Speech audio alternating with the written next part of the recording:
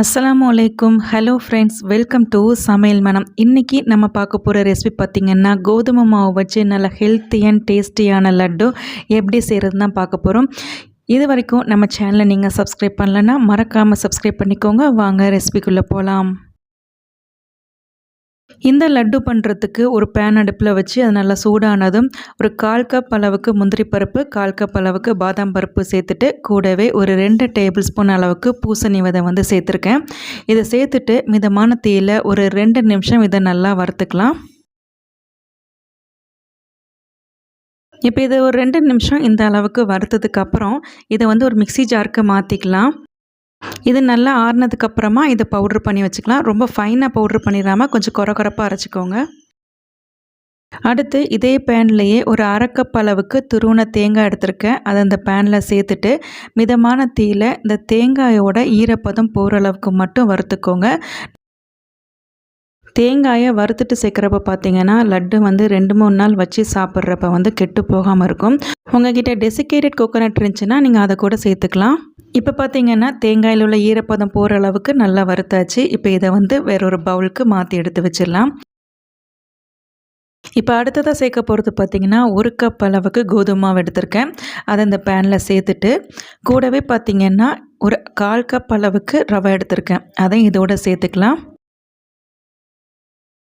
நம்ம சேர்த்துருக்க கோதுமை மாவோட பச்சை வாசனை போகிற அளவுக்கு இதை நல்லா வறுத்துக்கோங்க. அடுப்பை மிதமான தீயிலே வச்சுட்டு வறுத்துக்கோங்க. பார்த்திங்கன்னா ஒரு 5 நிமிஷமாக இதை வந்து நல்லா வறுத்தாச்சு. கோதுமை மாவோட பச்சை ஸ்மெல்லாம் போயிடுச்சு. இப்போ இதை வந்து நம்ம வேறொரு பவுலுக்கு மாற்றி எடுத்து வச்சிடலாம். இப்போ அதே பேன்லேயே பார்த்திங்கன்னா 1 கப் அளவுக்கு நாட்டு சர்க்கரை சேர்த்துருக்கேன். கூடவே ஒரு 1/2 கப் அளவுக்கு தண்ணி சேர்த்துக்கலாம். 1 கப் அளவுக்கு கோதுமை மாவுக்கு 1 கப் அளவுக்கு நாட்டு சர்க்கரை வந்து கரெக்டாக இருக்கும். உங்களுடைய டேஸ்ட்டுக்கு தகுந்தபடி கூடவோ குறைச்சியோ நீங்கள் சேர்த்துக்கலாம். சர்க்கரை வந்து நல்லா கரைஞ்சி வரணும். அந்த அளவுக்கு மட்டும் கரைச்சிக்கிட்டால் போதும். இதுக்கு பாகுபதம்லாம் தேவையில்லை.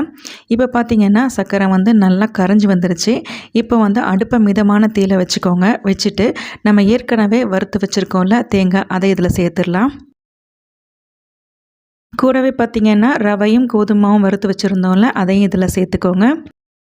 இது கூடவே பார்த்திங்கன்னா ஏற்கனவே முந்திரி பருப்பு, பாதாம் பருப்பு, பூசணி விதையை வறுத்துட்டு அரைச்சி வச்சுருந்தோம்ல, அந்த பவுடரை இதில் சேர்த்துட்டு கூடவே 1/4 டீஸ்பூன் அளவுக்கு ஏலக்காய் பவுட்ரு சேர்த்துட்டு அடுப்பை மிதமான தீயிலே வச்சுட்டு இதை நல்லா வந்து கலந்து விட்டுக்கோங்க.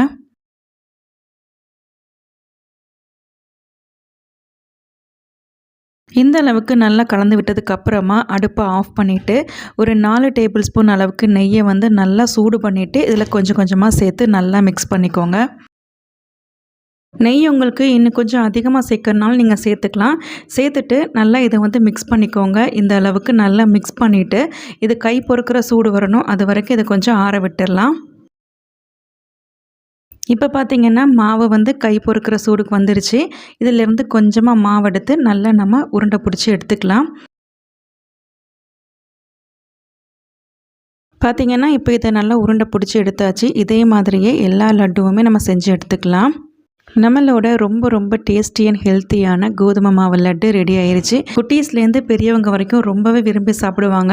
இதே அளவுகளோடு நீங்கள் இதை ட்ரை பண்ணி பார்த்துட்டு எப்படி இருந்ததுன்னு கமெண்ட்ஸை சொல்லுங்கள். உங்களுக்கு இந்த ரெசிபி பிடிச்சிருந்தாலும் லைக் பண்ணி கமெண்ட் பண்ணுங்கள்.